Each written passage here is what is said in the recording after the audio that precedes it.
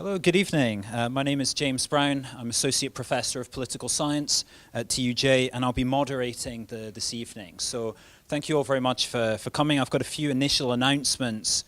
First of all, this is going to be recorded, and as always with ICAS sessions, it will include a large amount of Q&A. We always try and leave as much time as possible for Q&A. However, today the questions are not going to be filmed, but the audio will be recorded. So for questions, please go up to the microphone that you'll see in the center there. But if you don't want to be recorded, then please kind of say so before you give your question, and then we'll be able to edit that out.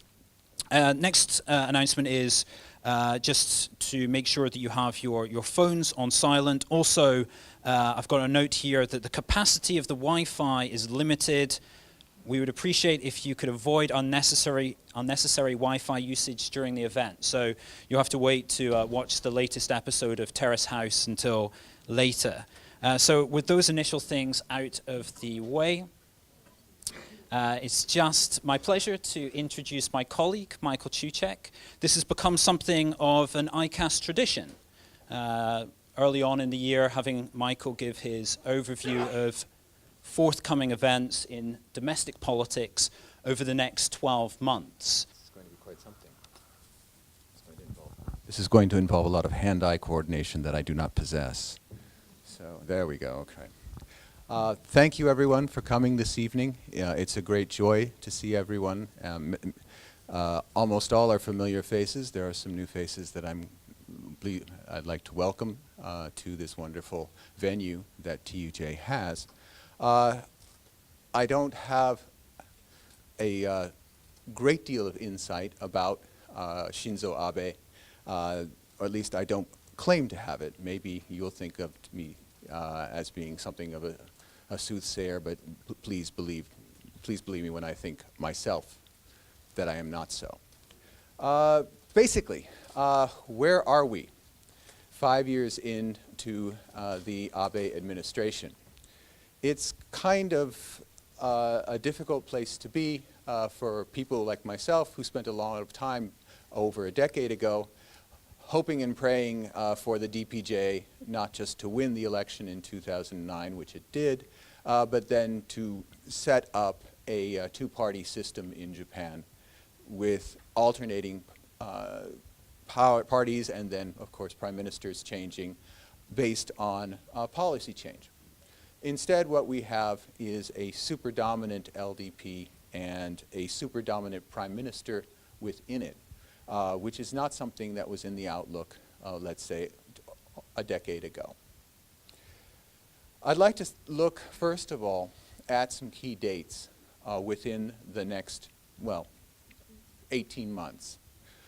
Because there are some very, very important inflection points that are coming up, not in terms of Abe's survivability, but in terms of the entirety of the way that the Abe administration works. They're quite obvious, and they're not particularly clever, but nevertheless one has to pay attention to them. The regular Diet session is in session, and we will have a budget, most clearly by April 1st, so that basic competence, which Mr. Abe and his team have taken great pride in as compared to previous LDP administrations, the ability to get the budget done on time seems a rather simple matter, especially with the majorities that Mr. Abe enjoys in both houses of the Diet, but nevertheless, that simple task has been avoided and evaded by previous LDP prime ministers. And of course, the all-important reappointment of Governor Kuroda to the head of the Bank of Japan is also, okay, I'm sorry, I hear people cannot hear in the back. That's all right, I will try my best. Is also up he's up for reappointment and will be reappointed. He is young in terms of Japanese males of his age cohort, even though he is in his 70s. Nevertheless, he's going to continue on, and why not? He spent a long time sitting on his rear end in Manila, at the head of the ADB just for the chance to be here at the head of the BOJ. So I think that it's very clear that he wants to make up for that time that he was sitting in Manila. So the next really big one for the Abe administration is the Nago City election. And that's going to have to take place sometime before September. The Nago City election will be, of course, the counterpart to the recent defeat of the anti-base candidate Inamine in the Nago City mayoral election. When the legislature comes up, the local assembly comes up for election, we will see if the Abe administration can continue its ability to seduce, and I use that term very without any sense of irony, to seduce the people of Nago to vote once again for a pro-base slate of candidates so as to have a firm base for the move of the Futenma Marines Air Corps, Marines Air Base to the Henoko site inside Nago City. My own assessment of that is that certainly the administration has the ability, it has the funds, it has the know-how to affect the election in the same way that it affected the election for the mayor. That is going to be a test, and I'm pretty sure that the LDP, the Komeito, the coalition, and its allies will prevail in the Nago Assembly election, electing a new majority there. The LDP presidential election, of course, is coming up in September as well. And that is going to be an interesting race, not primarily for the outcome seems certain. Mr. Abe will be elected to a third term, which will be unprecedented. But for who among his many rivals will be actually able to run against him? Each person who wants to run against Mr. Abe has to get a list of at least 20 members of the Diet who say that this person should be a candidate. It's very hard to get people to sign that list. Last time there was an LDP presidential election, Noda Seiko was only able to get 19 persons to sign a petition for her to be a candidate, missing it by 1 vote. At least that's the official story. So there are several candidates this time, or at least people who want to be candidates, and whether all of them, one of them, or none of them will be able to convince someone in the LDP, hey, do you want to be known as an enemy of Abe Shinzo? And put your name on a list to that effect. We will have to see what happens in there, and we'll look at some of the candidates for that. The Okinawa gubernatorial election will probably be in November. The end of the current governor's term in office is the 9th of December. And that will be the big test. Governor Onaga has been a fervent and very, very strong opponent of the move of the Futenma base to Henoko. If he goes down, as may indeed happen, then we have a completely new situation in Okinawa, at least for a few years' time. Okinawa is incredibly volatile, so you cannot say that anything is definitive. And indeed, many of those who are pro-base over time, after they've been in office for a few years, switch to the anti-base side. This is not unusual, and certainly the people of Okinawa have benefited. Certainly the city of Nago is set to benefit. Having elected a pro-base mayor, they're going to get a lot of subsidies and all kinds of projects from the central government to say thank you. The funny thing about it, of course, is this is the second time that they've done this people of Nago. So they're not entirely victims of the government's actions, the central government, that is. In fact, they sometimes take advantage of it. Basically, Nago City has sold the Henoko horse twice to the national government, and who knows, that may be the case for the Okinawa as a whole. Finally, the end of the Heisei era is coming up, most likely on April the 30th of next year. May His Majesty be in good health. And that will be a time when, for at least a few weeks, if not a few months earlier, there cannot be much in the way of discord and national strife. And the Abe administration will have to manage the debates in the Diet, the regular session, so as to create an atmosphere of joy as the new emperor becomes emperor in May. Then there is the House of Councillors election in 2019, which will be a very interesting election, I believe, because it will be whether or not Mr. Abe can retain the 2/3 majority he needs in the House of Councillors for constitutional revision. What could prevent Abe and his administration from continuing on, or from having, or what would cause them to have some kind of collision? Well, the first is the re-eruption of scandal. He is currently handling a number of scandals in the Diet. All of them are small scale. None of them seem to be quite lethal. So at present it seems to be a minor issue. A major issue for everyone on the planet is the behavior of Donald Trump, and his attitude toward your country at any time is a matter of great concern for everyone. And the DPRK and the two of them working together in something of a feedback loop of unfortunate circumstances. Constitutional revision is big on the Abe calendar this year. It's very difficult to do.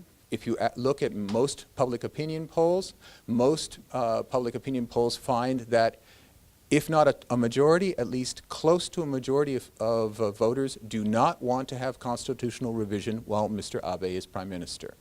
The most recent Kyoto poll found 49.9% of the respondents said no constitutional revision under Abe. Considering that you need a 50% majority to pass any referendum item that is going to be a constitutional revision item, that's going to mean that Mr. Abe is going to be pushing against a headwind. But he's not without weapons, and I will discuss that later. The question of Komeito LDP electoral cooperation. This would seem to be something that would be a given. They've been together for such a long time. They've grown comfortable with each other. They went through bad times together in 2009 and came back together in 2012. Well, what would be any problem? Well, there's always the matter of policy. And there's the question of when the LDP actually has outright majorities in both houses of the Diet, which it does right now, has 50% plus in both houses of the Diet, it does not need the Komeito for anything except constitutional revision. If constitutional revision is off the table, then the LDP has very few incentives to stay with the Komeito in terms of policy. They do, however, have an incredibly strong incentive to stay with them in terms of elections. If I had two graphs explaining what is my absolutely favorite point regarding Japanese politics, it's the following two. It has to do with the House of Councillors. So we're talking about the effects that could have produced themselves in 2019. And it has to do with the proportional list, where you can write down the name of a candidate who's on the proportional list. And however many votes that candidate gets on the proportional list can get them elected to the Diet. This last election in 2016, the representative for the postmasters, Mr. Tokushige, got over 500,000 write-in votes nationwide, and so he was elected. And all of these that are in the green were all elected. And you can see that the distribution is a nice, smooth curve going downward, because people are allowed to choose freely, even though many of these individuals are actually representatives of some industry or some business association or some kind of professional association. Those in a brownish dark color failed to win enough votes to be elected and thus are not in the Diet. That's what the LDPs looks like. What does the Komeito's proportional write-in list look like? Well, the Komeito leadership prior to the election said, looking at the public opinion polls, making some guesses how many voters would show up in total, and figured, okay, we're going to win 6 seats. And the Komeito talked to an organization which it is related to, whose name I don't need to say, and said, okay, 6 seats. So the information went out, and there was a long list of about 20 individuals for the Komeito in the write-in list. But the result of the Komeito write-in vote is as follows.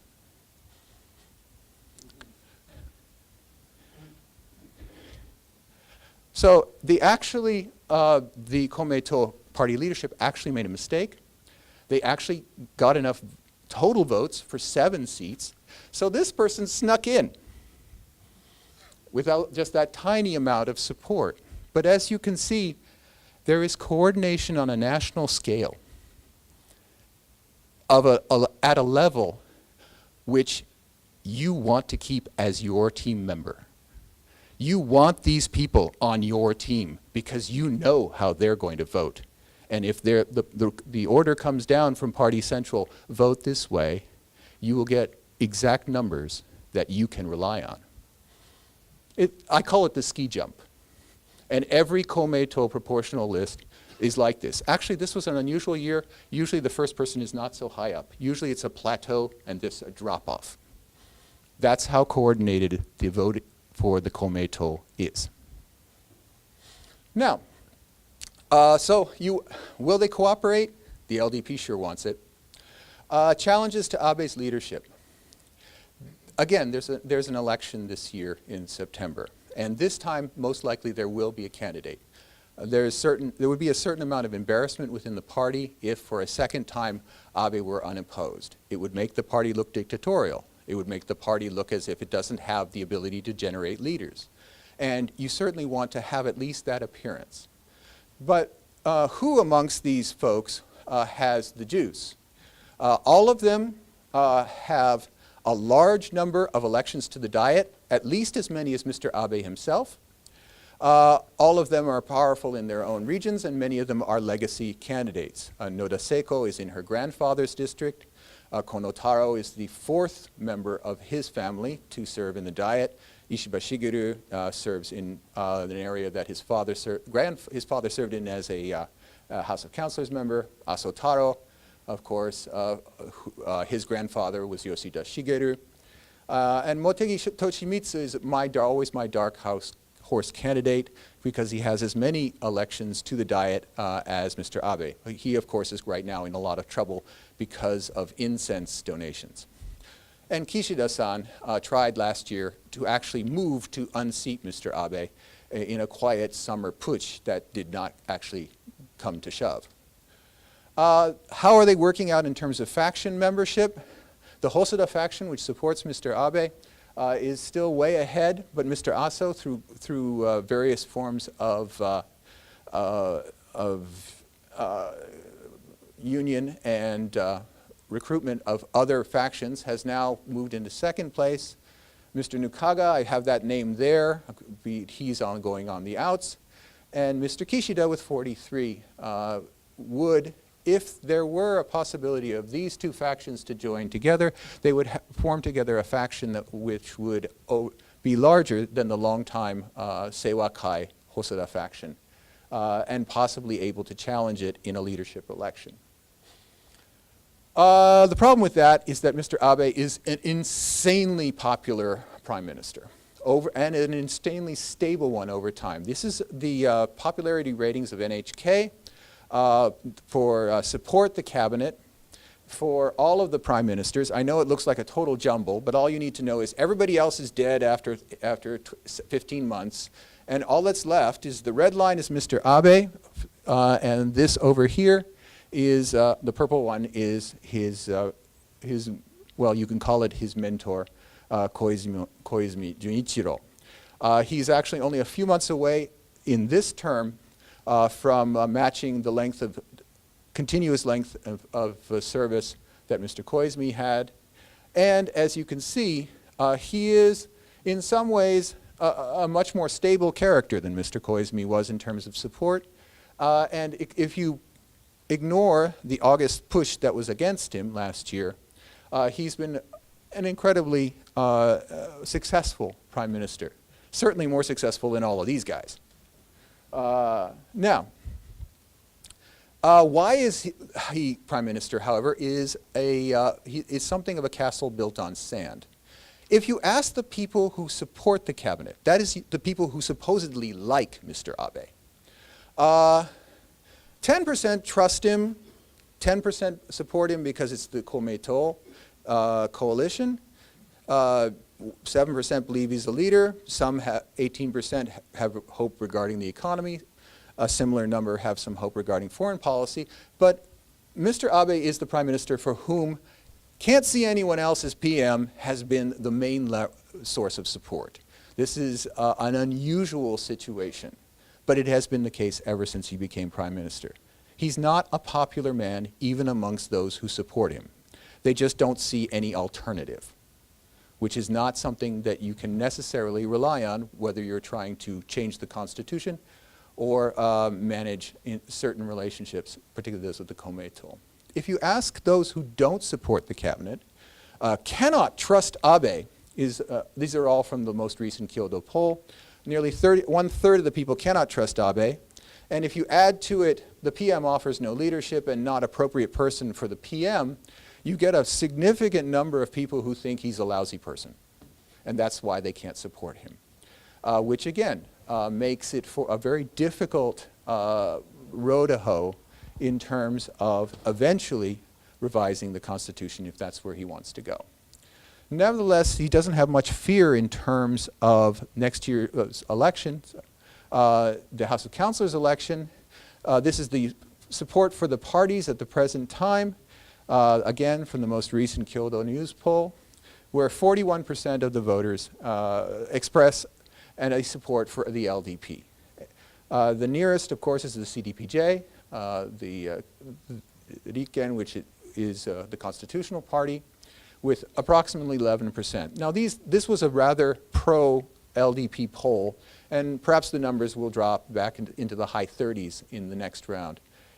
It's also a good time for the LDP in terms of the Pyongyang Olympics, and there's a lot of good national feeling. And I also believe that the CDPJ is in something of a rut right now. The number over here is what's important. Most people say that this is just the number of people who just don't know what they're doing. But this is really the people for whom there is no party. That's the way you should always think about it. It's not that I don't support a party, it's that there's no party that supports me. There is a difficulty in Japan in that there is no workers' party. And the vast majority, if you look at sociological studies, the vast majority of people are workers.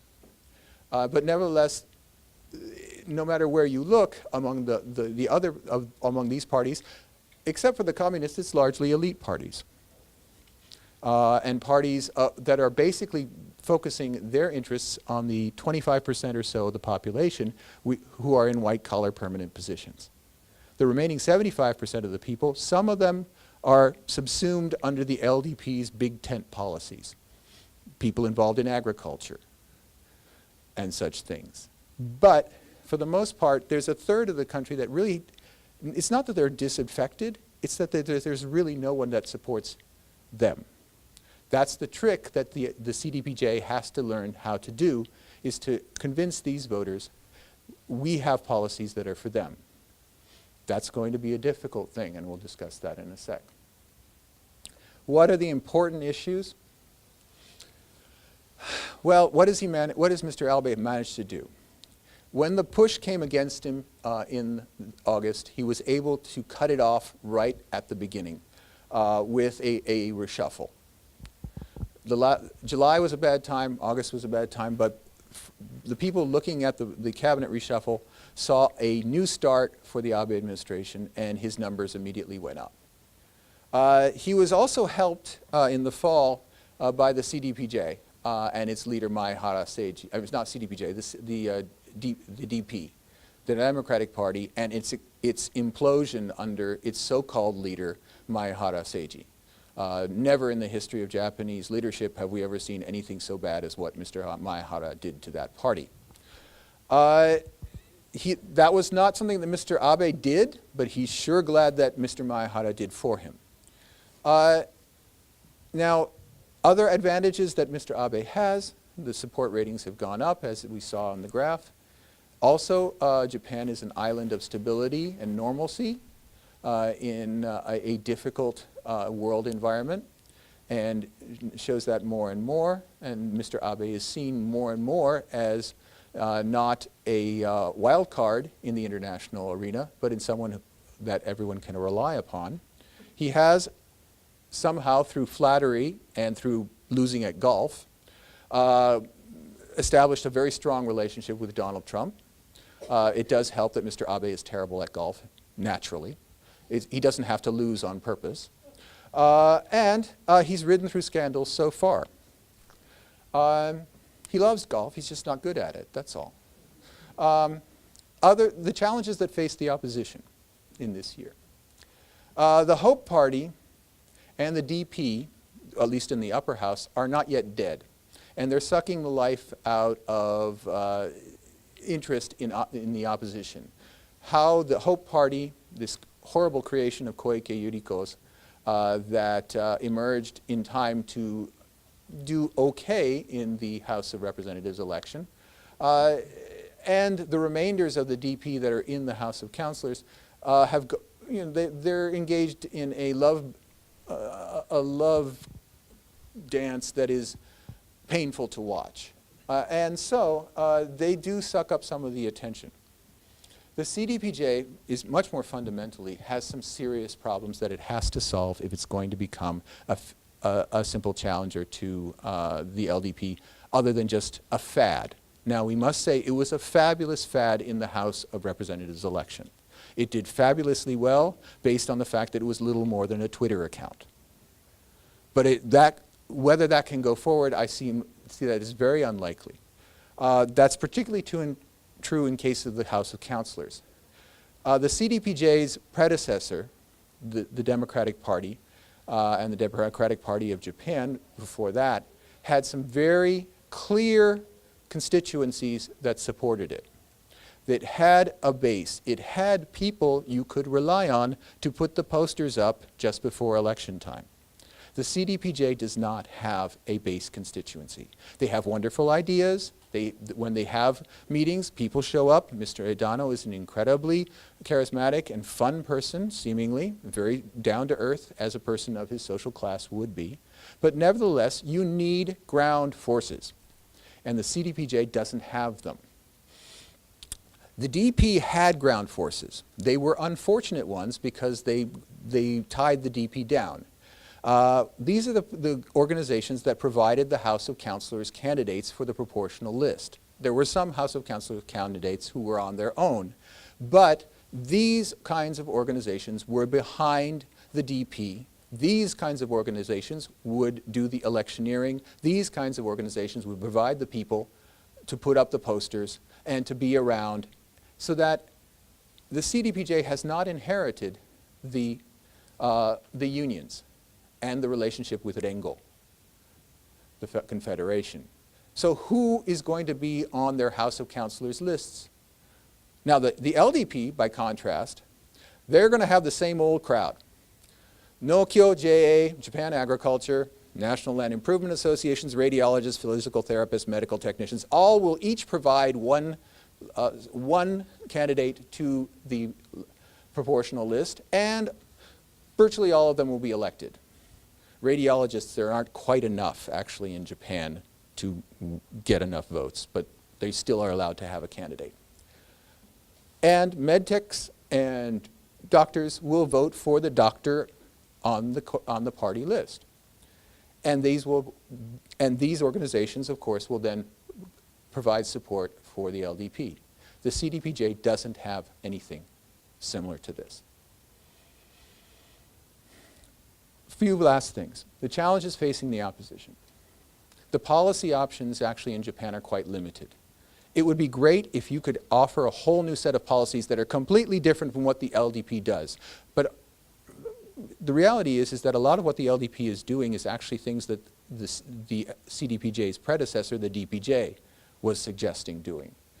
that there is actually only a narrow set of policies that Japan can engage in, both in terms of fiscal policy and in terms of the political will of the party. And unfortunately for the CDPJ, we're all at the end of a very, very long 40-year cycle of people hating the LDP. There was a long-term deterioration in the LDP's standing that started in the 1960s. And one of the reasons why the LDP was thrown out of office in 2009 is because it took 30 years of the public each time thinking, maybe we'll get them out this time. Maybe we'll get them out this time. And eventually achieving that goal in 2009 and finding out that getting rid of the LDP didn't solve all their problems. And of course, the uncertain international environment around Japan, that of course is only to Mr. Abe's advantage. And the CDPJ doesn't really have much in the way of an alternative form of international relations. And lastly, what I'm going to call the constitutional cram-down. The constitutional cram-down is something that is facing the CDPJ from Mr. Abe and the LDP. As I said, Mr. Abe doesn't necessarily have the numbers to win a referendum. Basically, he has less than the 50% necessary to guarantee that a referendum text on whatever part of the Constitution is revised will pass. But that doesn't mean that the CDPJ is home free. If you look at the three proposed revisions to the Constitution, revision of Article 9, constitutionalizing the self-defense forces, that's one. Free education for people up to high school, and then through high school, that's two. And third, this seems a very strange technical point, but it's incredibly important, that every prefecture gets at least 2 senators in the House of Councilors from the district seats. In all cases, there's not a lot that gets people excited, and there's no reason to think that any of them will pass, but nevertheless, the CDPJ, if it opposes any of them, will be in a very difficult political position. Let's start with Article 9. Article 9, the proposition that's been put forward is that Article 9 needs to be revised in order to make the SDF constitutional. Since the 1950s, the Cabinet Legislative Bureau, the part of the government that determines whether something is constitutional before it becomes either a cabinet decision or a piece of legislation submitted to the Diet, has been saying, don't worry, the SDF is constitutional. Not a problem. Every LDP leader has repeated saying, this is the truth. The SDF are constitutional. So why change the Constitution to say that the SDF are constitutional if you've already said that the SDF are constitutional? Well, it matters to a very important constituency, and that is the SDF. The SDF is an institutional memory of being insulted, of being spat upon, about soldiers and sailors not being able to wear their uniforms while riding on the subways, having to change when they get to what was then the defense agency into their uniforms because they would be seen negatively wherever they went. They are there, and retired SDF are there, and they are an important electoral group, and they are also an important policy group. And they want this more than anything. Does the CDPJ really want to be going against these people? I would say that would be extremely unwise, especially if you're trying to establish that you are just as reliable in terms of defense as Mr. Abe. That's point one, having to do with constitutional revision. I think it'll be very difficult for the CDPJ to go against what is ostensibly, intellectually, an unnecessary change. The second change, the high school issue, that's an old DPJ idea. The DPJ ran on that idea in 2009. It's actually an opposition idea. It's not an LDP idea. The LDP ran against that. So again, if that's going to be the First Amendment that comes to the Constitution, it will be very difficult for the CDPJ to go against that. And once you start the process of revising the Constitution and affirm it with that first referendum victory, then other aspects of revising the Constitution become possible. And that certainly is one of Mr. Abe's goals, to get that first win. Because if he doesn't get that first win, he must resign. That's where his money is on the table.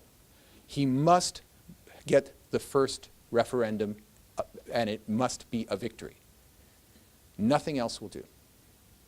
And then there's the third one, which is technical, but which is crucial, which has to do with the very electoral system that Japan has.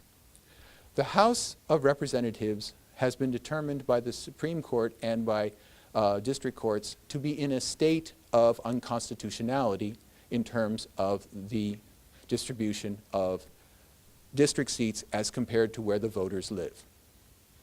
There's a disparity. Urban districts get too few representatives, rural districts get too many. And it's a constant dance between the Supreme Court and the LDP.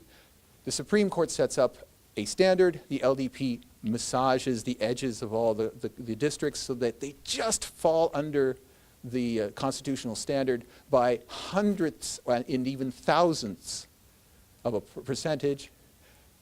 And that's good for one election, and then everybody has moved houses. There's been, the factory is shut down in a small rural area, and all the districts are not all of them, but a large proportion of districts are once again in a state of disproportionality.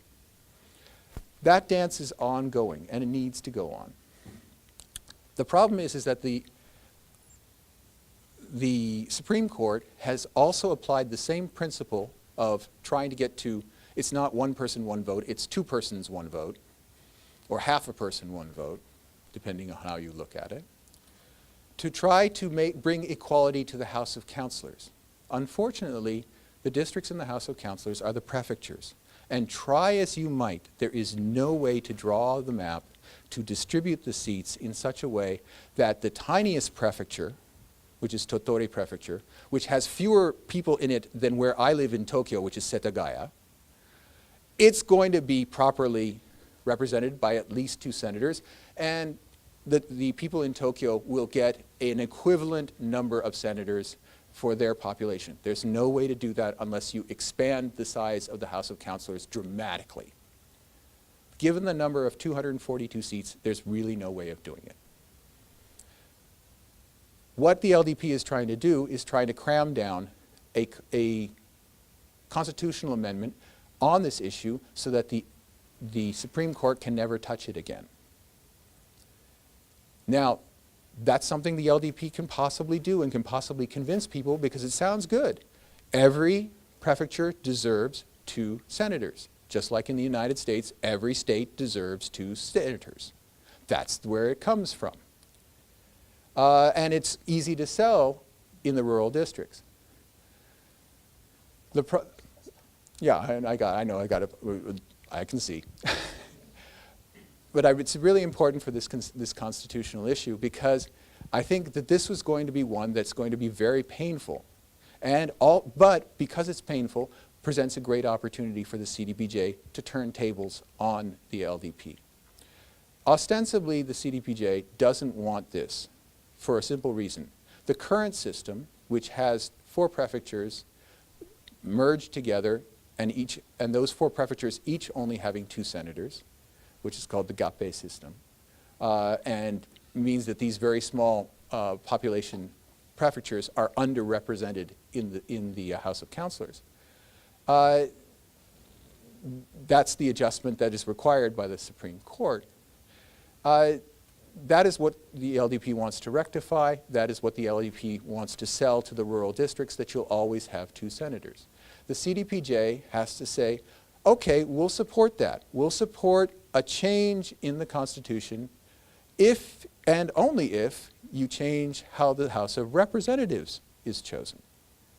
If you change the House of Councillors so that it's more like the US Senate, and every district gets at least 2 senators, then the House of Representatives should be more like the United States as well, where it's a one-person, one-vote system. And the redistricting tries to make every district with the same population. If the CDPJ can play that, I don't know if they're going to try, if anyone's listening, try it and see if you can force the LDP to back down. Or, I know it sounds crazy, that to accept that indeed the system, which currently very much supports the LDP's constant rule in this country, needs to be reformed. It happened in the past, in the 90s. Maybe they'll see the light again today. That's the constitutional cram down that's coming up, and it's the CDPJ that has to make decisions, not the LDP. Last thing, Mr. Abe is at present a historical figure, if you like that turn of phrase. He has served, if you put both of his terms together, for an incredibly long time, and he's set to serve a third term of 3 years. And I finish all of my slideshows on Mr. Abe with this one that I produced in 2014 as my final slide for this presentation. Back in 2014, I had him as the force that cannot be fought against. It took a long time, actually, to match him with Jean-Luc Picard's face as Locutus. But, resistance is futile. Is still the case with Mr. Abe and will be so in 2018-19. Thank you. Oh yeah, thanks. So yeah, this data was really interesting for me, and so and you said there's around 40% of can't see anyone else as PM, but I'm really curious about the data in foreign countries or the past case in Japan. So this is the case of Prime Minister Abe, right? So I'm glad if I can hear some comparison with the past case or foreign case. I can't speak for other countries, though there are representatives from many other nations here, many of which have parliamentary systems. I don't know if they ask the same questions on their public opinion polls, but at least for Mr. Abe, his having 40% or the last poll was over 40%. Near 40% saying that they like him because they can't see anybody else. That is aberrant. Usually it's been economic policy. Foreign policy is never a big deal for any prime minister. But this simply throwing up one's hands and saying, oh, well, we can't see anybody else is really actually aberrant. It's not historical at all, at least for Japan. I don't know about other countries, perhaps any of the parliamentary democracies and their diplomatic representatives, if they want to join in, please. Raise your hands and say what you have to say. Thank you. Is that and anything else? There's no one. Okay. Yeah. Okay, thank you. And I am serious. This is, if there's information that can be shared that is useful.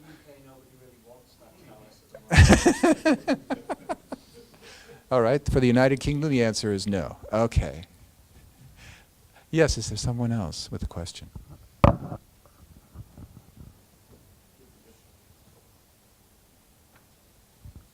And for the recording, please state your name and your affiliation. Hello, Ray Coleman from GR Japan. Thank you for the presentation. Not to veer too much away from the poli-sci aspect, and sorry to ask a question that's more maybe for a Shukanbushi or something, but there's a lot of rumor going around about a kingmaker position for Asotaro, and how likely would you see that happening, of him joining hands with the Kishida faction? What would it take to do that? Well, it would certainly take a significant PR boost for Kishida. This same poll, the Kyoto poll, asked who should be a prime minister. Mr.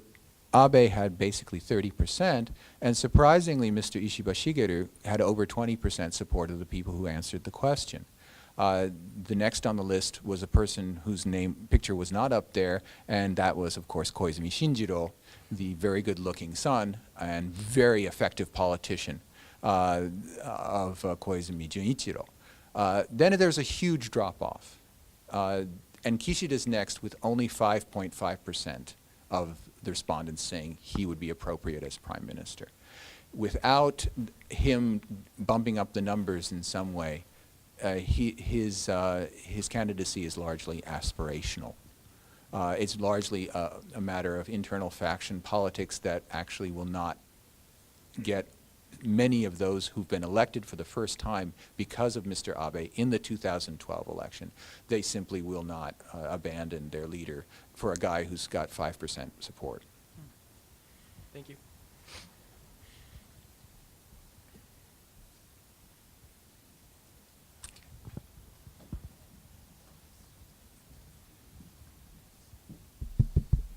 Good evening. My name is Naoki Saito from Japan Maritime Self-Defense Force. I'm not here to ask you whether our existence is constitutional or not.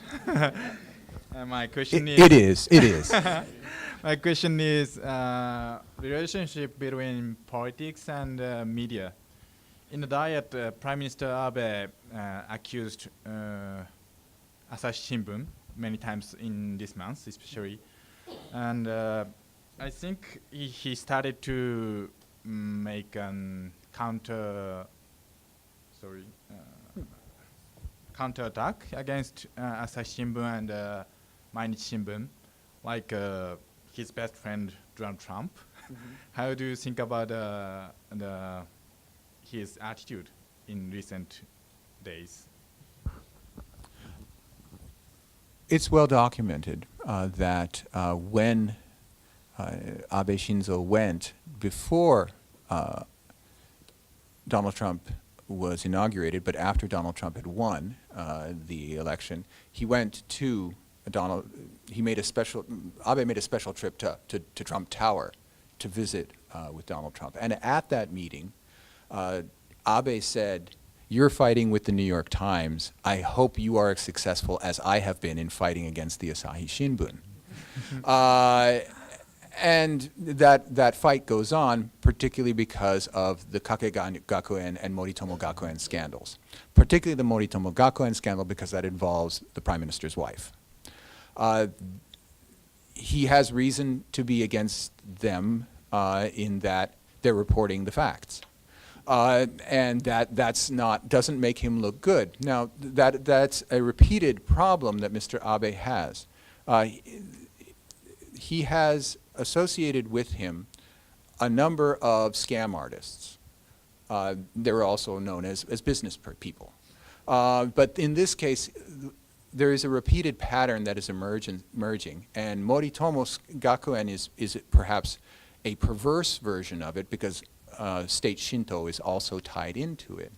But if you look at the Pedzi computer scandal, if you look at the Dango scandal involving the maglev, if you look at, let's say, this crazy space company that wants to put advertising on the moon, all of them have been highly supported of Mr. Abe, and he has been highly supportive of them. He's got, in some ways, no sense when it comes to business. He creates these situations where he supports individuals or organizations who are actually just trying to use him. And he got caught in the case of the Moritomo Gakuen scandal in a big way. And it's clear, especially with the clearly perjurious testimony done by Sagawa of the Tax Bureau, now of the Tax Bureau, but before he was lower down in the finance ministry. His testimony to the Diet was clearly, if not duplicitous, was at least uninformed. And indeed, about 2/3 of those polled in public opinion polls want him to come back to the Diet and explain all the discrepancies between what he said last year and what we now know to be true about the Moritomo Gakuen scandal. All of these things are appearing in the newspapers, and primarily in the Mainichi, because the Asahi has pulled in its horns, in my view, a little. It got very badly hurt due to its confession that it had been using information tied to the comfort women that was not true, and that they had to retract articles, and Mr. Abe and the right wing just piled on them for that. And in fact, even the bureaucracy, which is the first time I ever saw that, the bureaucracy piled on as well Previously, it was only politicians and the Sankei Shimbun. But everybody just jumped on the Asahi. They're a little bit more cautious nowadays, but the Mainichi is not. And they've been going after Mr. Abe practically every day. Mr. Abe he has at times a hot head and will say things and try to fight back. It's always been in his nature. And he's been holding it in for a long time. Maybe this month he's just cold and cranky and just wants to lash out. We'll see if it affects his poll numbers. If it doesn't affect his poll numbers, I don't think he'll stop. Thank you. Yeah, please.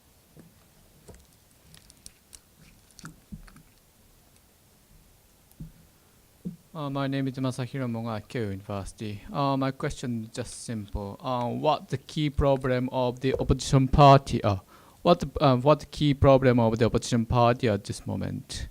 Do you see any possibility that they will sort it out this year? Thank you.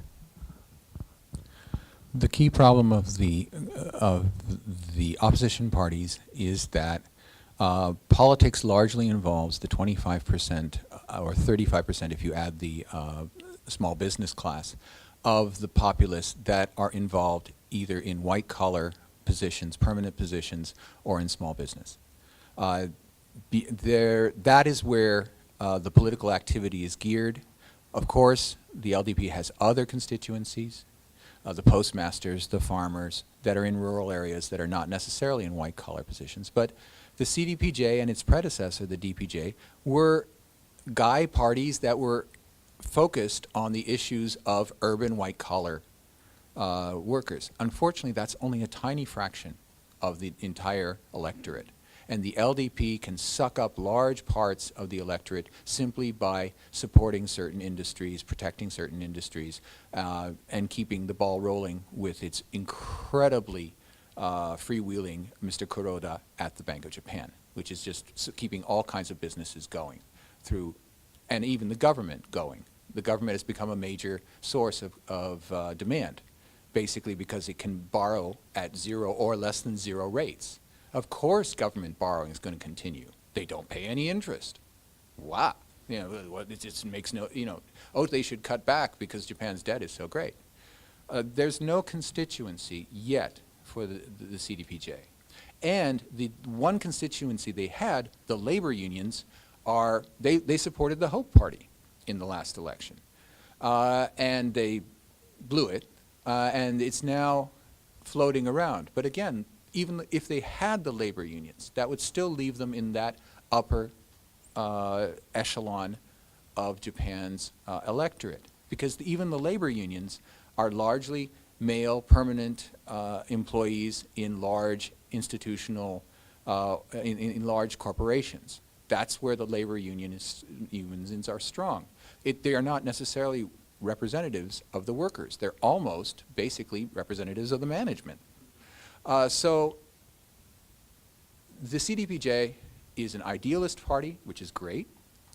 It discovered that there is a desire in the Japanese electorate to play by the rules, and Mr. Abe sometimes plays fast and loose with the rules, and to keep the course, to stay straight. But that only goes so far, and it's definitely not clear that you can do that for 2 elections. 1 election, sure. There's always room in Japanese politics for a 1 election wonder. You just have to look at the Nippon Ishin's story to see that. In 2012, they got 12 million votes. The LDP got 18 million, and the DPJ got 8 million. But that was a one-hit wonder. And the CDPJ did very well this last time. The Hope Party did not as well as was hoped, and looks like it's going to break into 3 parts. But until there is a clear constituency to provide the ground troops for the major party that is opposing the LDP, they're going to be in the Diet, but they're just not going to be able to scare anybody.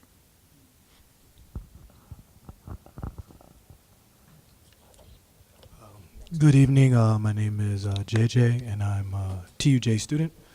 I have a question for you, sir. Similar to how the American people have been tired of the same types of administrations, is it possible that Japan might spring its own Donald Trump? And when I refer to Donald Trump, I'm referring to a person that represents the working class. The person you need to talk to about that is Greg Noble. He did a fantastic presentation here as an ICAS event, going point by point through why Japan would be very unlikely to produce a Donald Trump. I would defer to his presentation, which happened previously, the main thrusts of which I cannot even begin to start with.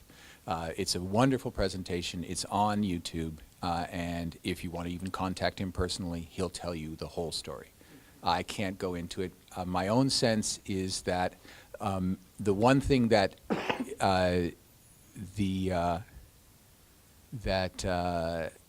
would thwart any person, and we might have had in Hashimoto Toru the closest approximation to a Donald Trump, though he was much more intelligent than Donald Trump is.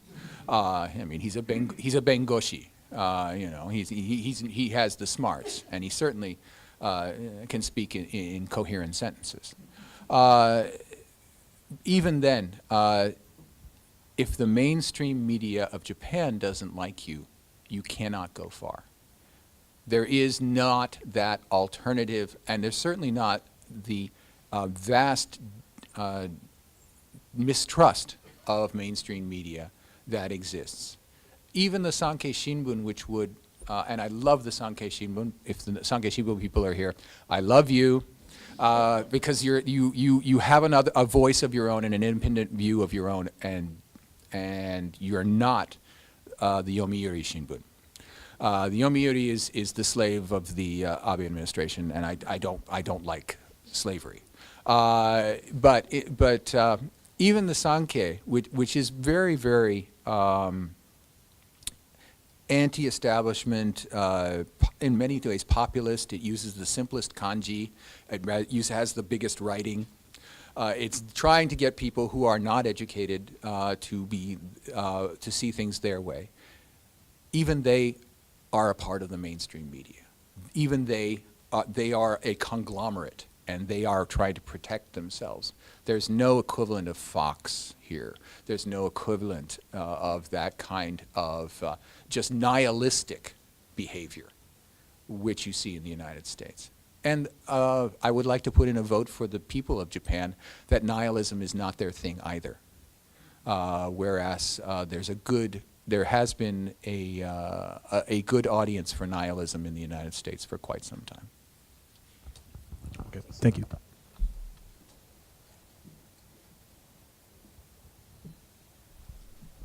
Hello.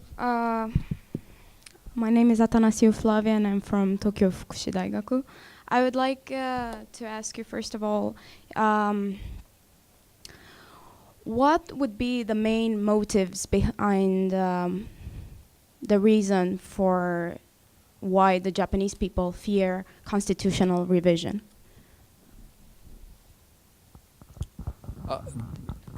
Well, one is an unfamiliarity. Not a single period, comma, or anything has been changed since it was promulgated, this version of the Constitution.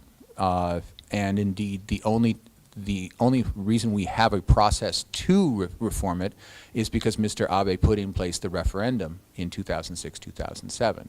It's very much attached to one person, and that is Abe himself, which, of course, makes the question on polls, do you want to have constitutional revision under Abe?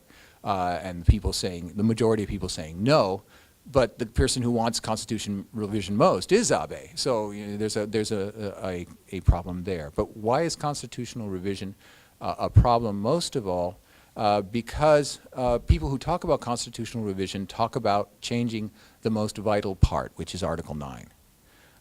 And that, why go for the jugular vein? Why go not for something small first? But every discussion about constitutional revision reverts back to that part of the Constitution. it's just any time constitutional revision is talked about, no one talks about the other articles in any way. Though there is the idea of having an emergency article, an article that would create emergency powers for the leadership, which again is incredibly fraught given the pre-1945 government and its use of its powers and its sense. The constitutional revision should be something that is normal, but it has become abnormal. It hasn't been done in 70 years. And you would have to show that Japan is in a situation where the constitution that it has served it for the last 70 years puts it in danger of surviving another 70 years. And you will hear from politicians, especially Mr. Abe, but also those around him, this amazingly and obviously untrue statement. Japan is in the most severe security situation it has been in the post-war era. That is the set phrase, and it is absolutely untrue. The situation, the threats that Japan faces as compared to the threats that Japan faced during the Cold War are minor. Nobody's targeting Japan for anything, okay? That you can make that statement. Why? Well, you have to if you're going to argue for constitutional revision. You have to make that claim that Japan will not survive unless we change the constitution. You have to create that fear. So far, the people haven't bought it. If you have a follow-up, you can ask. I think that people Is won't there hurt. anything other than the Article 9 for why the people would fear changing it?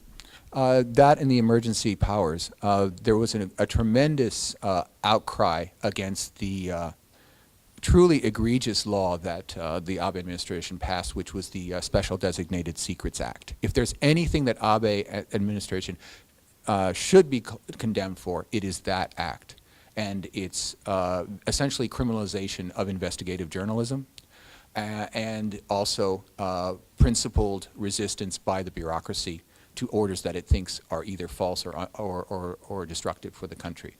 That has basically been eliminated as a possibility. Whistleblowers could not survive that law.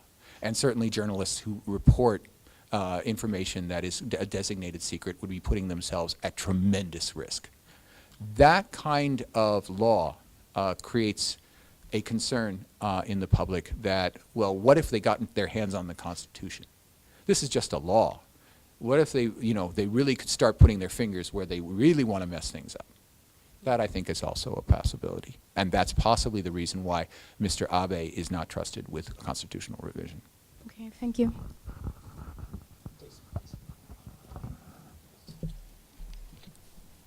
My name is Sadaki Numata. I'm a retired diplomat. I used to deal with Japan-US alliance.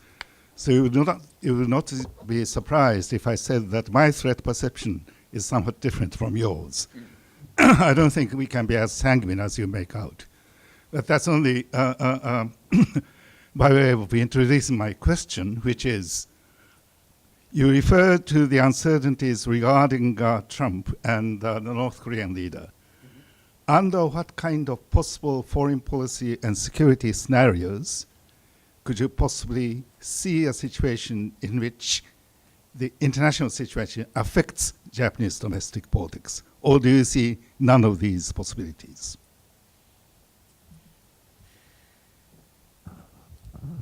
Well, it already affects Japanese politics in that it makes sure that the Ishigaki mayor is always an LDP member, because the Ishigaki city... I will do it in a small context and move to the larger one. The fact that the Senkaku Islands are administratively in the Ishigaki city limits affects the politics of that one part of Okinawa, so that it is a strongly LDP part of that archipelago. In terms of the larger context, how it would affect domestic politics, it would only go to the benefit of the LDP and Mr. Abe, because no members of the opposition can offer anything more or better than what the entrenched LDP can offer. It's simply that The LDP is already in a position. It is reputed to be a conservative party. I would say rather that it is a realist party, at least under Mr. Abe. And realism is, rather than traditionalism, the way Mr. Abe makes his decisions. And realism at that point is a very, very powerful attractant to people who are fearful. Any increase in tensions will only accrue to Mr. Abe. There's nobody else. I mean, do you see? I can't even think of another politician who would benefit from an increase in tensions in the region any more than Mr. Abe would. I mean, Mr. Abe is the epitome, the embodiment of the realist position. That's what my thought would be. So it really cannot do anything but exacerbate the dominance of Mr. Abe and his LDP. Is that an answer? Well, it is an answer. I'm not quite sure what you meant by exacerbate, which was the answer. Exacerbate in that it is always good to have the ability to hear other voices.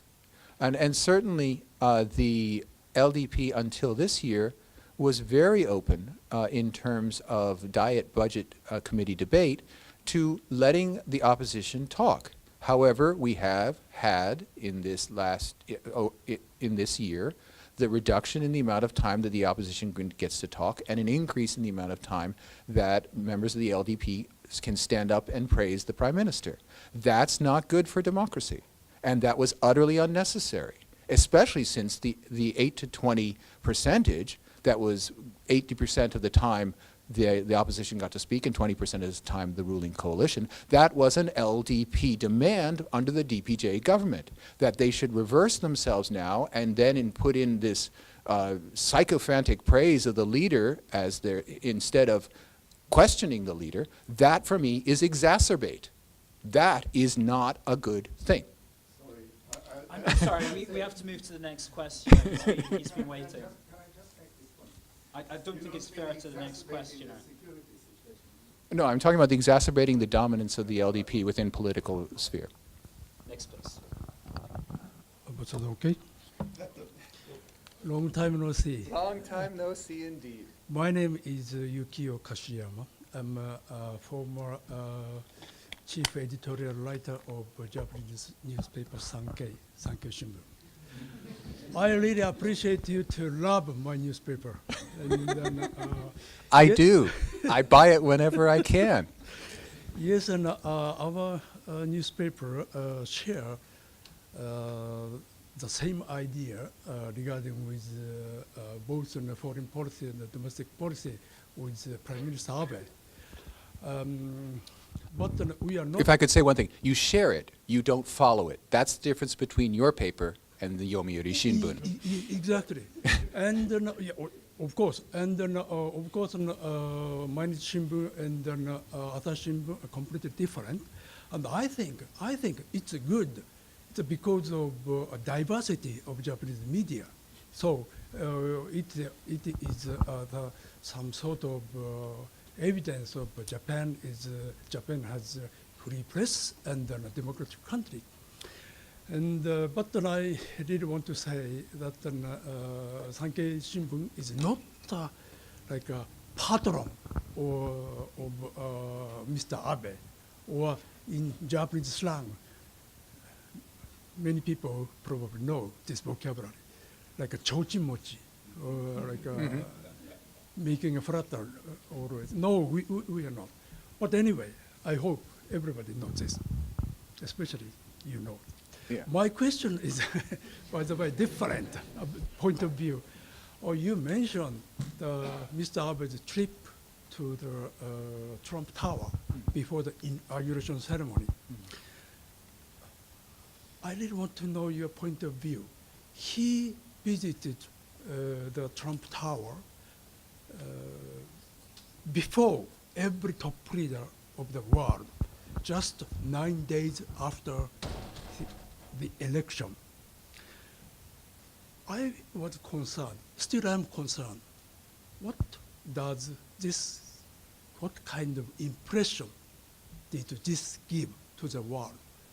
I'm afraid many top leaders or many people, either inside U.S. or outside of the U.S., might have thought, oh, Mr. Abe rushed into the Trump Tower, said,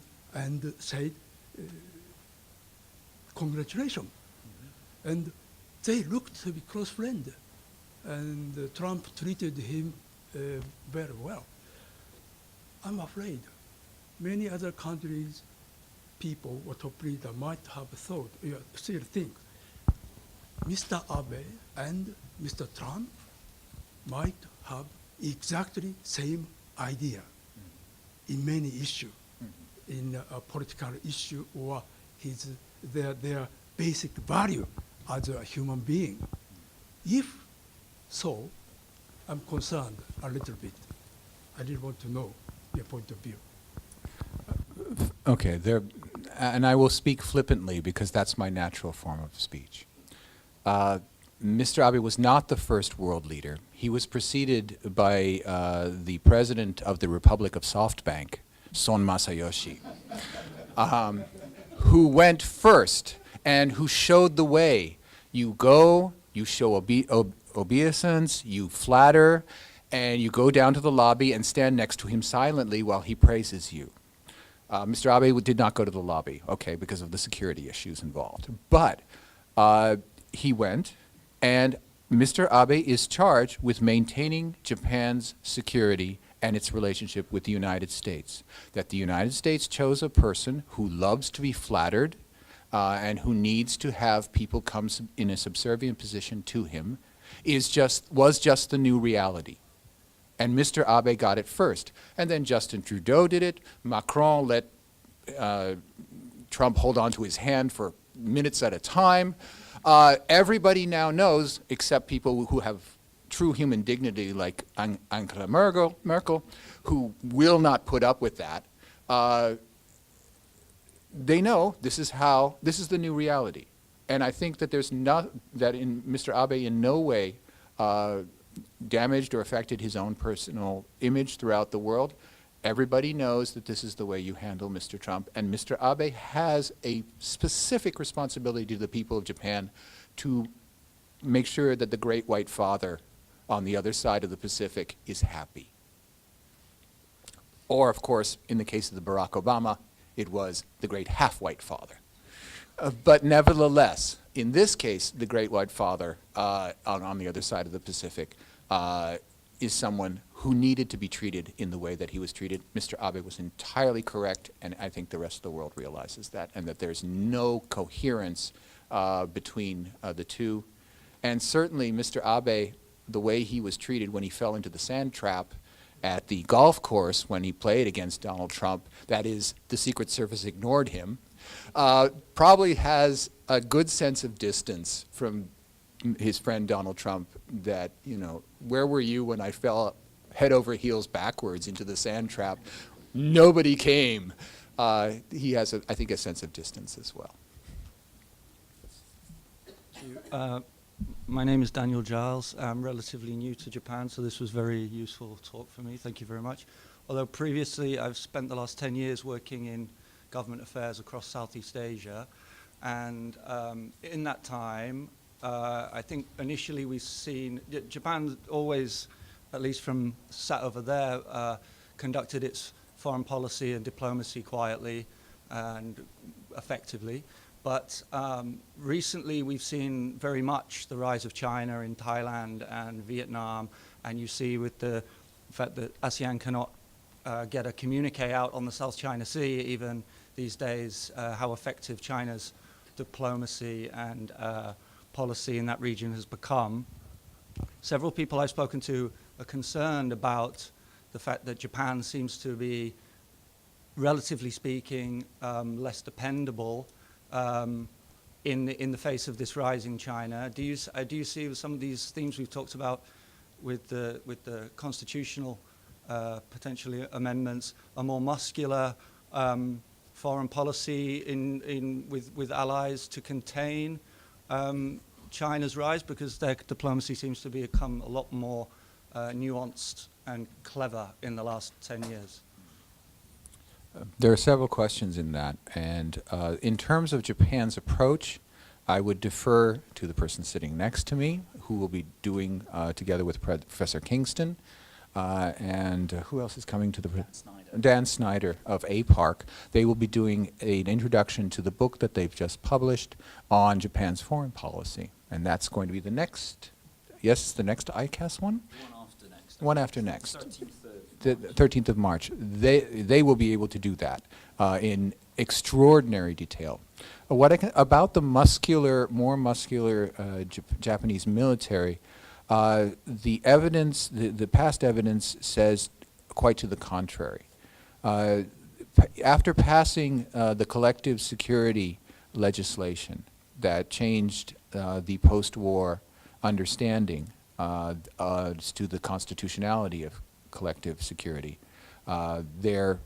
Abe appointed his own man to head up the CLB, the Cabinet Legislative Bureau. That person reversed 50 years of precedent, said that collective security is constitutional, and then the legislation was written to put that forward.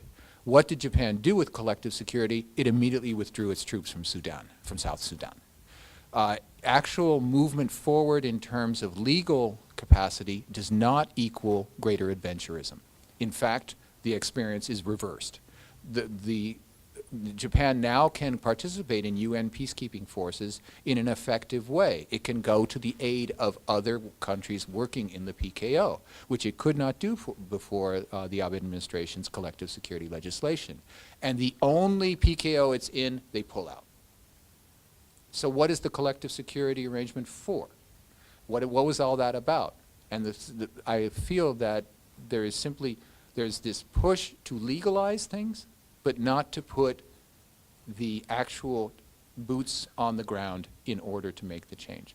As for other aspects of your question, and it's an important one, again, I would defer to March 13th when they do their what will be a fantastic presentation.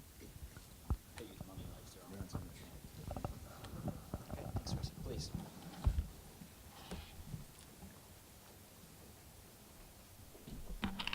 Thank you very much for lucid discussion on Japanese politics. My name is Seigo Izuma. I'm a private citizen, go back and forth between Japan and the US. One thing striking to me, at least in the US, whatever Trump does, there's a strong counterforce on the media, and, folks excluded, on the media as well as the legal system. Trump's immigration policy, quickly sort of countered by some of the, legal professionals. The, Mueller's special investigation looking into Russian, interference in the election, despite, Trump trying to undo this all the time. But something really striking to me in Japan, at least in the past, the prosecutors went after some of the big politicians. Kakue Tanaka was in prison. Some of the big business was, put into shame. But seems to me nowadays prosecutors become very political, and basically they are, not going after what really, at least a lot of, the injustice going on. What happened here in Japan? Is this something to do with Mr. Abe's, passing some law that you mentioned that make it illegal to go after, what they consider as a national security, or what is simply not an inconvenient truth to be suppressed somehow because his popularity? The thing is about that is that the prosecutors have not been on the side of the underdog for a period of time that goes well before this current administration. I would simply note the takedown of Ozawa Ichiro that prevented him from becoming prime minister, and the utterly ridiculous charges that were put against him and his underlings, that if those same standards were applied to corporate officers in large corporations, half of Japan's executives would be in jail. that they failed to note a loan that they made to themselves that they repaid in full, and that for that they have to go to prison, and it was a private loan, is just egregious prosecutorial overkill. And it was definitely designed to prevent Ozawa from becoming prime minister. What happened to Horyemon in terms of his prosecution, again, the prosecuting office seems to be it seems to be the fist of the establishment to knock down anyone who tries to take the establishment on. But that's been going on for quite some time. It's good. It's interesting to see that you can go back and say, in the past there was a time when the prosecutors took on the powerful. I take a very revisionist view. I think, for example, that Tanaka Kakue was, yes, corrupt, but so was everyone else in the LDP. He was simply hounded because the prosecutors found him to be a greasy, small-time construction industry magnate who went too far above his station and became prime minister, and he needed to be taken down. And that's very easy for Todai educated prosecutors, and virtually all, essentially all of them are. It's very easy for that elite to go and grab someone like him. And I don't see actually a very great difference between Tanaka's fate and Tanaka's prosecution and Ozawa's. I think that a lot of it depends on what you call criminality, and it's up to the prosecutors to decide it. That being said, Tanaka did actually take bribes, Ozawa did not. Okay, true. But I don't see a romantic time of big politicians being taken down. I see it as political warfare all the way through. And it just continues on in the present day. And those who challenge the establishment will be brought down. That's my narrative. I hope it's less hopeful than yours, because there's no golden age to go back to, in my view. I see. What about the role of NHK? At least last 10 years, it looks to me that NHK has become increasingly sort of, the megaphone of, restatement of the LDP. Why are they so afraid of? I mean, at least in the past, there was some sense of neutrality, or at least some of the coverage on nuclear power plant disaster, despite the effort that Mr. Abe and his cabinet tried to put this as something in the past. But NHK, one faction of NHK, or at least one part of the NHK, tried to sort of invigorate this, this issue, at least, the unfinished nature of the issue. But NHK, often don't. Sorry, can leave Michael a chance to answer. Thank you. I think that there are fluctuations in NHK's ability or desire to challenge challenge authorities. It helps NHK to back off when there are commercial networks that are highly critical. There was that long period of time when Mino Monta had his morning show that there was a critical voice against establishment politics, against LDP politics, that could be relied on TBS to pound the LDP every day. So that during that period of time, NHK could back off. I think that since TBS has been tamed for the most part, and Mino Monta certainly is no longer on television doing what he was doing, that NHK actually does do extremely critical reporting. It just doesn't look like it, because it cannot, as the government broadcaster, it is, I know, independent from the government. But nevertheless, its budget does get approved by the Diet, as it can't go very far. But again, I defer to the people of this country. I'm sorry to say this, I don't subscribe to the Sankei, I subscribe to the Tokyo Shimbun. And my favorite part of the Tokyo Shimbun is the senryu, the sarcastic, highly political poetry that is submitted by readers. But it's very subtle. You have to know what they're talking about to get how viciously they are cutting down politicians, and that there is a subdued language. And NHK does the same thing. You can almost see sometimes when they do a report on a government issue that they shift and then they raise one eyebrow saying, You can almost see it. And the language is not, it cannot be upfront, in your face, the way Mino Monta was. But certainly at the present, with other media outlets tamped down, I think NHK is doing a fantastic job and is really, when there are opposition criticisms of Abe in the Diet, that gets on the newscast, which they don't have to put there, but they do it anyway. And that, to me, is sending a message that they have a strong, independent voice. We clearly saw that Hyakta Naoki, when he went in as a member of the Board of Governors, ran up against a brick wall in that organization, and he quickly left. Everyone thought that the appointments that Mr. Abe made to the Board of Governors would lead to a complete transformation of the news environment of NHK. If anything, NHK fought back and is tougher on the administration than it was before these appointments were made. So I would say, in this case, the very hopeful message that NHK